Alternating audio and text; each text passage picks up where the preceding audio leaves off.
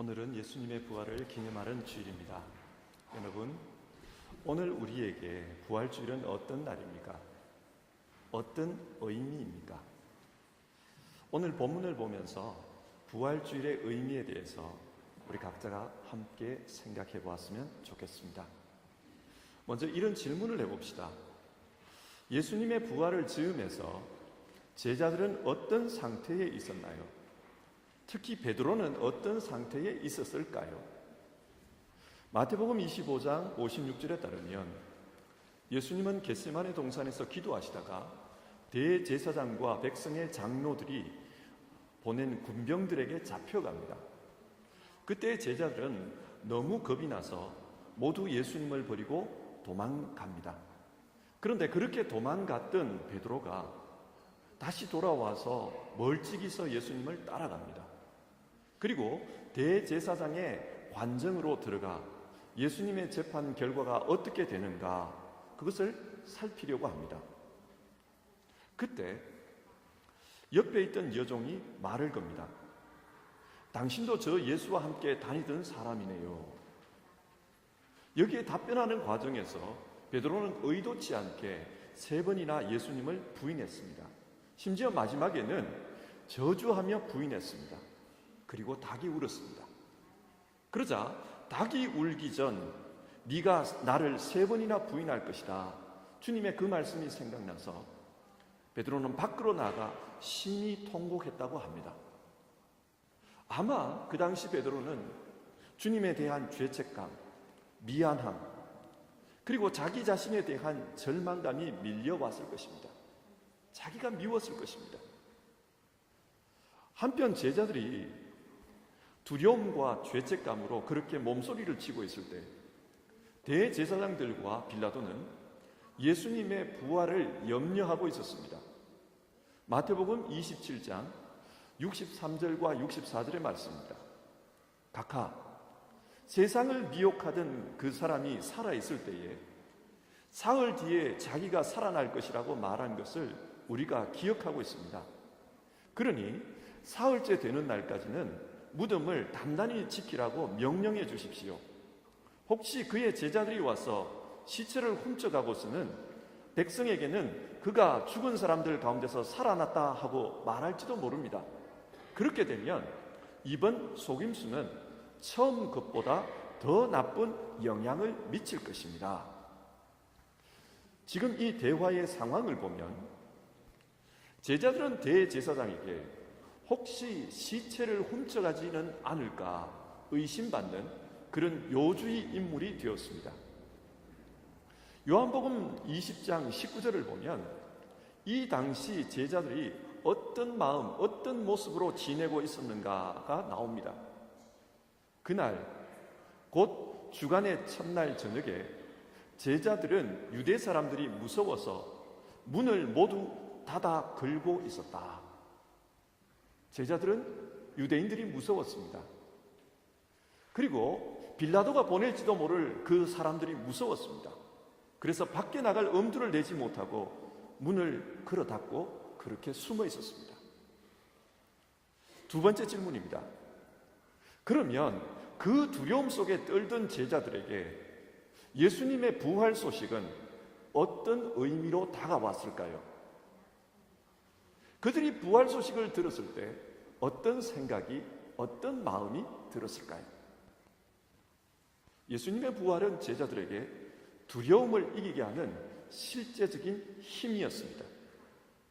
오늘 본문 1절을 보면 안식 후 첫날 동틀 무렵에 주님을 따르던 여인들이 무덤을 방문합니다.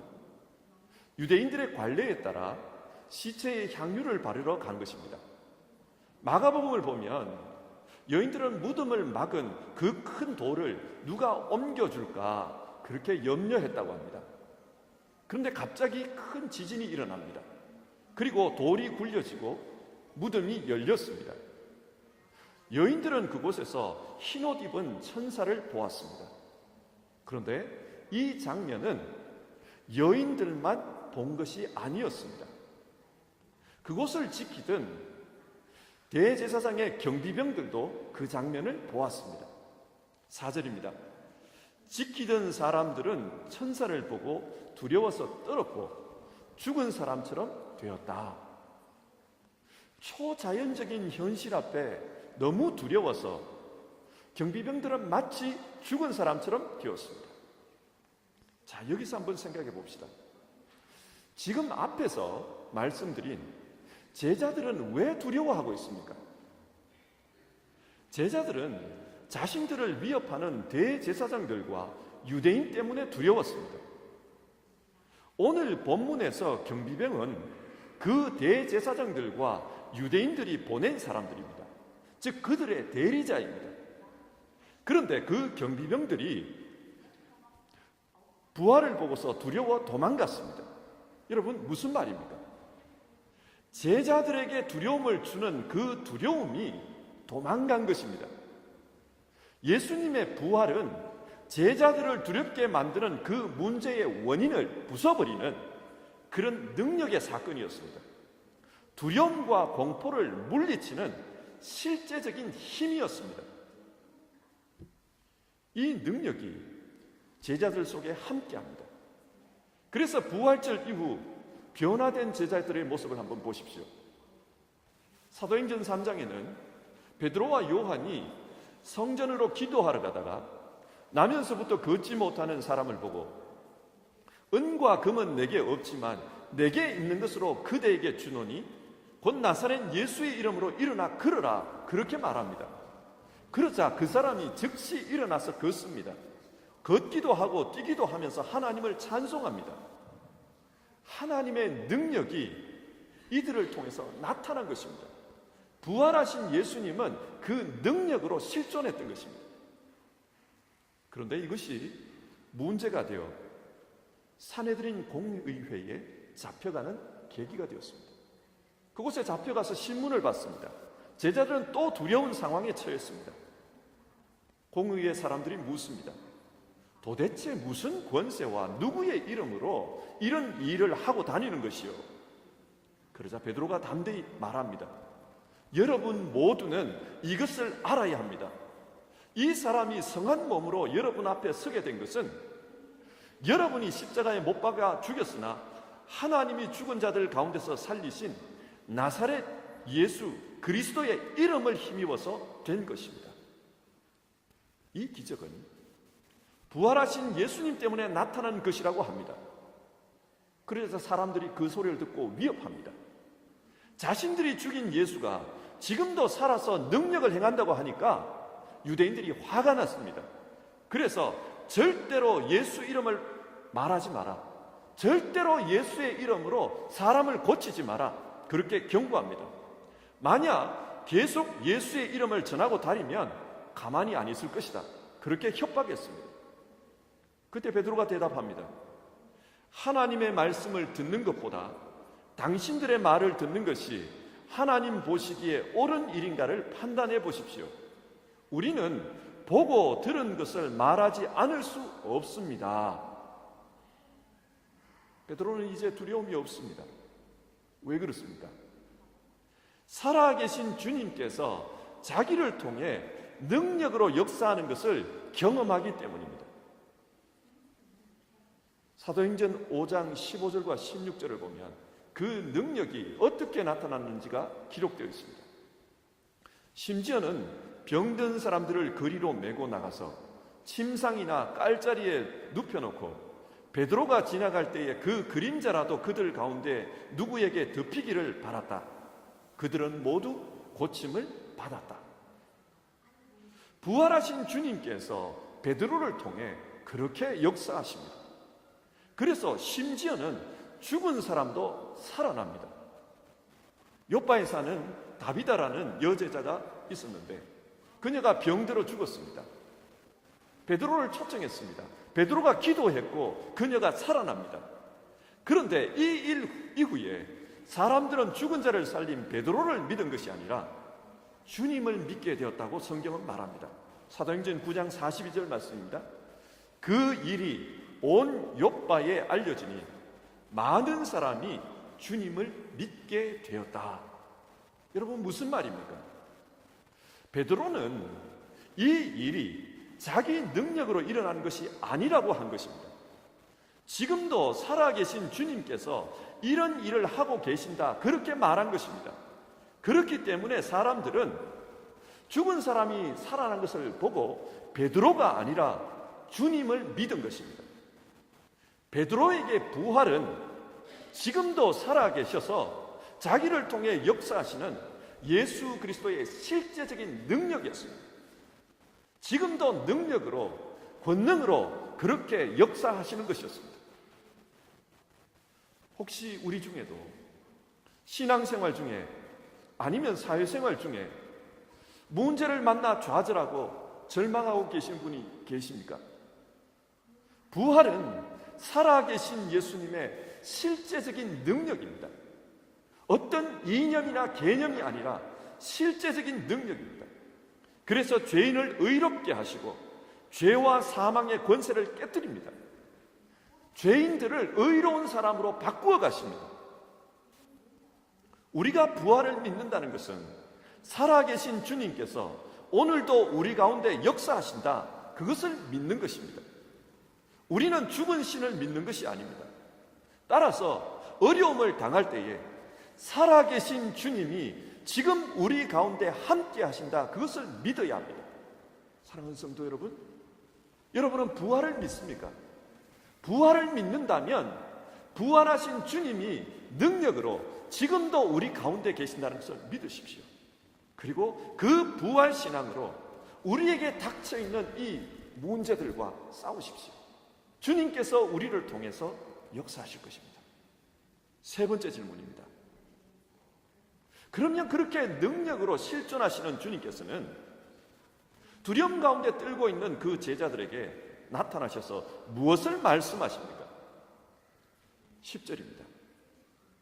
너희는 가서 나의 형제들에게 갈릴리로 가라고 전하여라. 예수님은 여자 증인들을 통해서 갈릴리로 가라고 말씀하십니다.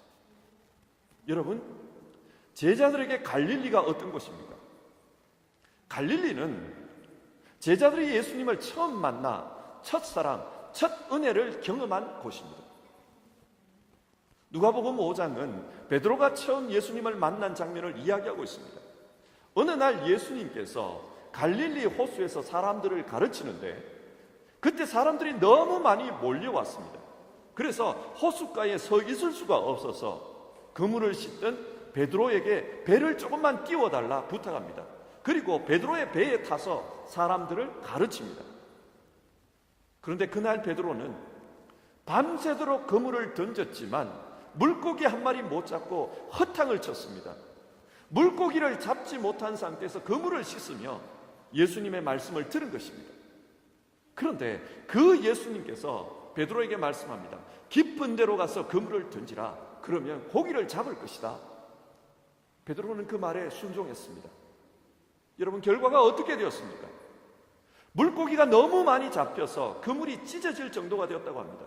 그래서 자기 배로는 그 고기를 다 싣고 올 수 없으니까 동료들의 배를 불러 싣고 왔다. 그렇게 성경은 말합니다. 이때 베드로가 예수님 앞에 엎드립니다. 주님, 나에게서 떠나주십시오. 나는 죄인입니다. 그런 베드로에게 예수님은 너는 나를 따르라. 이제부터는 사람 낚는 어부가 될 것이다. 그렇게 말씀하셨습니다. 그런데 그런 베드로가 예수님을 3년 따라다닌 후 주님을 부인합니다. 3번이나 부인합니다. 그는 시험에 들었습니다. 그런 베드로에게 예수님이 찾아오십니다. 그 찾아온 이야기가 요한복음 21장에 나오는데 이 이야기를 보면 누가복음 5장의 이야기와 아주 유사합니다. 그날도 밤새도록 고기를 잡았지만 한 마리도 잡지 못했습니다. 동틀 무렵 바다에서 어떤 사람이 묻습니다. 뭘 좀 잡았느냐? 한 마리도 못 잡았습니다. 그러자 그분이 말합니다. 그물을 배 오른편에 던져라. 베드로는 시키는 대로 했습니다. 그랬더니 정말 많은 고기가 잡혔습니다. 배에 실을 수 없을 정도로 잡혔습니다. 그때 요한이 말합니다. 저분은 예수님이시다. 그 말을 듣고 베드로가 옷을 챙겨 입고 헤엄쳐 달려갑니다.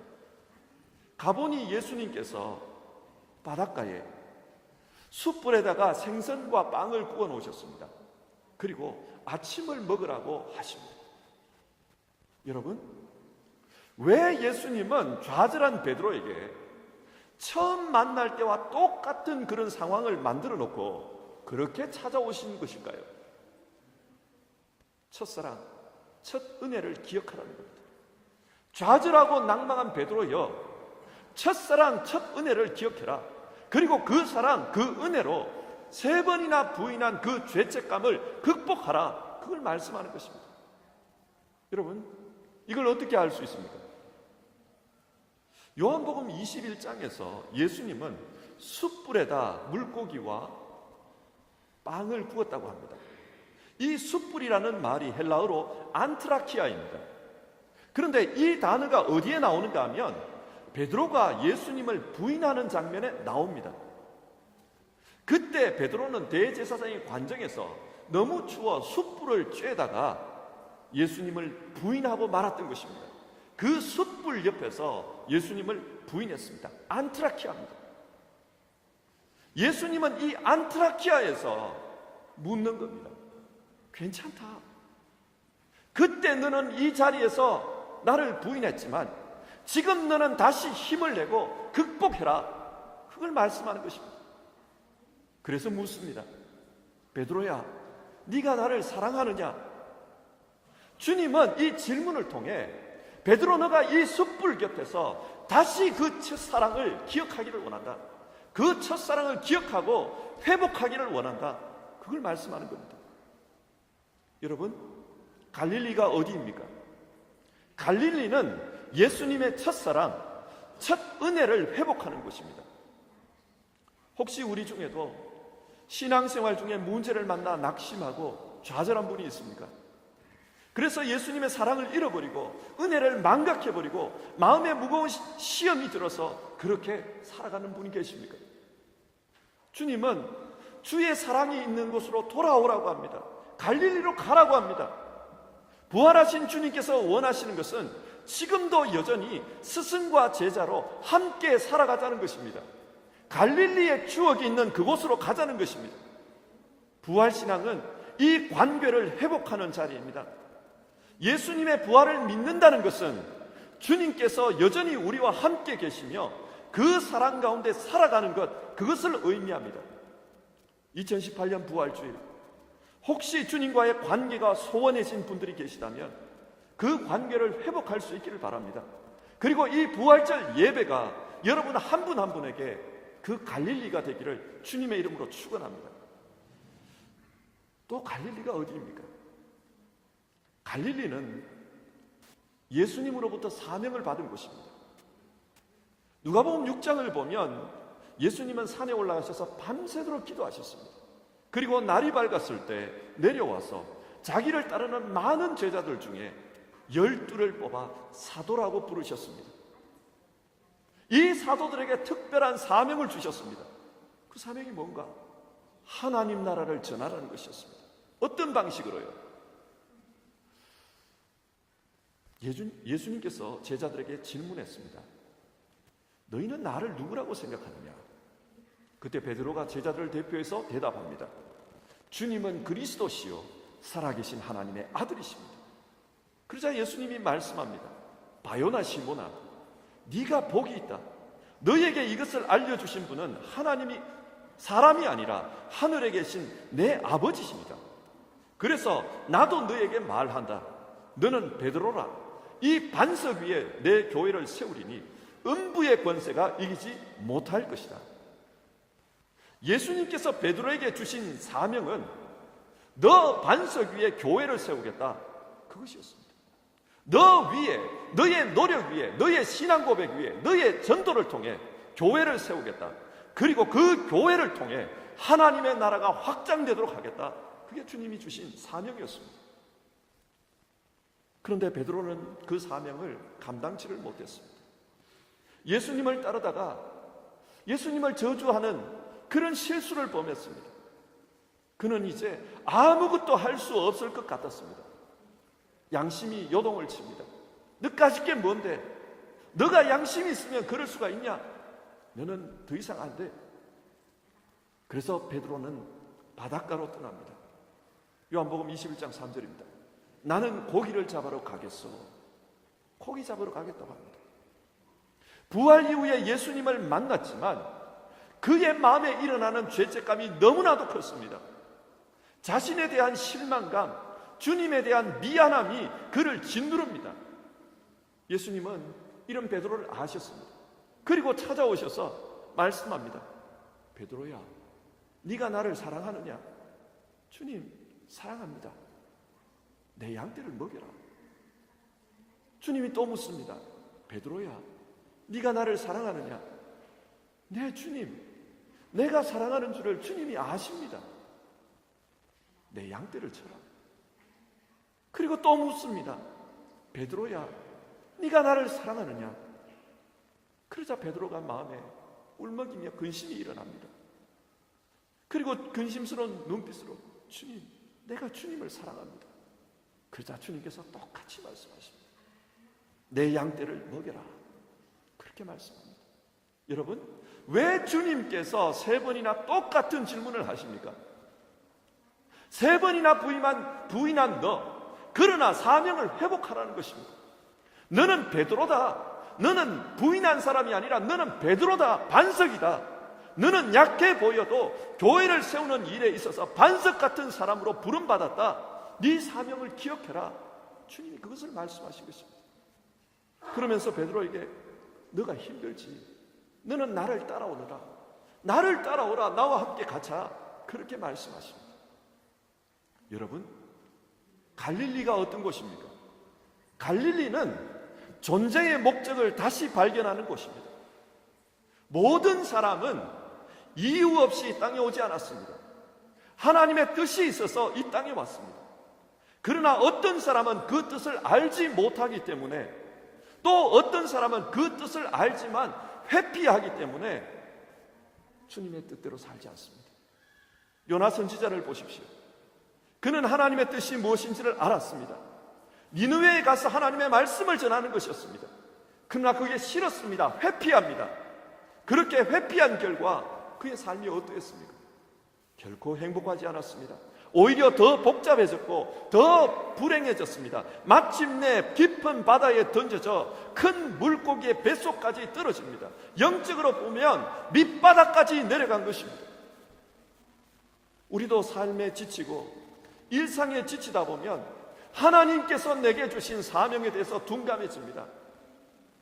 삶을 따라가다 보면 그 삶의 유혹 속에서 사명을 잃어버릴 때가 있습니다. 그러나 하나님은 그 물고기 뱃속에서 요나를 만나 주십니다. 그리고 그를 다시 선지자로 세워주십니다. 여러분, 예수님이 말씀하시는 갈릴리가 어디입니까? 그것은 내 존재의 이유를 다시금 세워주는 장소입니다. 살아계신 주님은 우리와 함께 일하기를 원하십니다. 우리를 통해 일하시기를 원하십니다. 그래서 우리에게 네 사명을 찾아라, 네 존재의 목적을 찾아라, 그렇게 말씀하십니다. 혹시 삶의 의미를 찾지 못해 삶이 무미건조한 분들이 계십니까? 어제 같은 오늘, 오늘 같은 내일, 무의미하게 다람쥐 쳇바퀴처럼 반복되는 삶에 지친 분들이 있습니다. 이 부활주일이 여러분의 갈릴리가 되기를 바랍니다. 부활하신 주님 앞에서 우리의 존재의 목적을 찾을 수 있기를 바랍니다. 그분을 만나면, 그분 앞에 서면 내 삶의 이유가 회복될 수 있습니다. 말씀을 맺겠습니다. 오늘은 해마다 돌아오는 부활주일입니다. 부활주일이 의미 없이 관습화되다 보면은 부활주일은 계란을 나누어 주는 날이고 오스턴 하제 초콜릿을 받는 날로 전락되고 맙니다. 그러나 오늘 하나님께서는 성경을 통해 우리에게 회복의 자리가 되어야 한다. 부활절은 회복의 자리가 되어야 한다. 그렇게 말씀해 주십니다. 주님의 부활은 지금도 능력으로 존재하고 있습니다. 부활하신 주님은 자신의 능력으로 우리의 삶 가운데 나타나십니다. 그리고 그 능력이신 주님께서 제자들에게 요청합니다. 회복의 갈릴리로 나아가라, 그렇게 요청하십니다. 그 갈릴리는 주님과의 첫사랑, 첫 은혜를 회복하는 곳입니다. 또 갈릴리는 주님께서 각자에게 맡겨주신 그 사명을 발견하고 회복하는 장소입니다. 그 회복의 삶으로 살면서 나아가면 하나님께서 우리 인생 가운데 능력으로 역사하십니다. 그래서 우리를 주님의 작품으로 만들어 가십니다.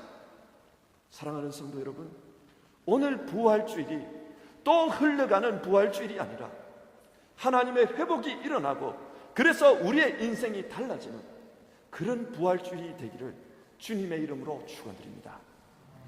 기도하겠습니다. 하나님 아버지, 세상이 두렵고 사람이 두려웠던 제자들은 부활하신 주님으로 말미암아 새로운 사람이 되었습니다. 담대하게 주님을 증거하는 능력 있는 사도가 되었습니다. 그것이 가능했던 것은 능력으로 존재하시는 부활하신 주님께서 그 삶의 회복을 일으키셨기 때문입니다. 믿음에서 첫사랑의 회복, 삶에서 사명의 회복이 일어났기 때문입니다. 우리도 예수님의 부활을 기념하는 이 예배를 드리며 회복의 갈릴리로 나아갈 수 있게 하옵소서. 부활하신 주님 앞에 서서 기도하며 회복을 경험하게 하소서. 그래서 우리 모두도 하나님이 만드신 존재의 목적을 따라 하나님이 만들어 가시는 인생, 하나님의 작품인 인생을 살게 하옵소서. 이 부활주일에 그 은혜가 우리 성도님들에게 있게 하옵소서. 예수님의 이름으로 기도드리옵나이다. 아멘.